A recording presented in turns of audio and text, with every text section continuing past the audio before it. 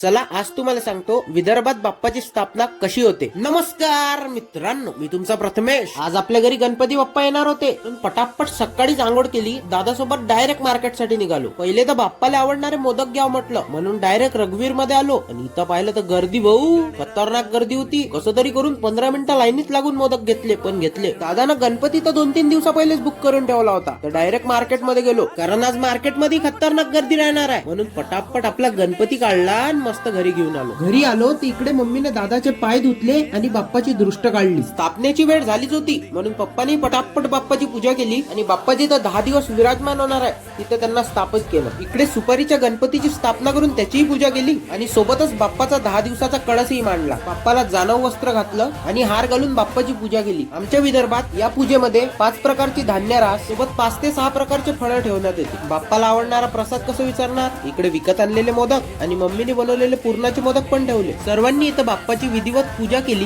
दुर्वा वाहिला आणि आता फायनली बाप्पाची स्थापना झाली होती। आता वेळ होती आरतीची। मस्त बाप्पाची आरती वगैरे केली आणि अशा प्रकारे माझ्या घरच्या बाप्पाची स्थापना झाली। तर असाच विदर्भात गणेशोत्सव कसा साजरा होते हे बघायसाठी आपल्या पेजला आताच फॉलो करून ठेवा। भेटू उद्या, तोपर्यंत जय महाराष्ट्र।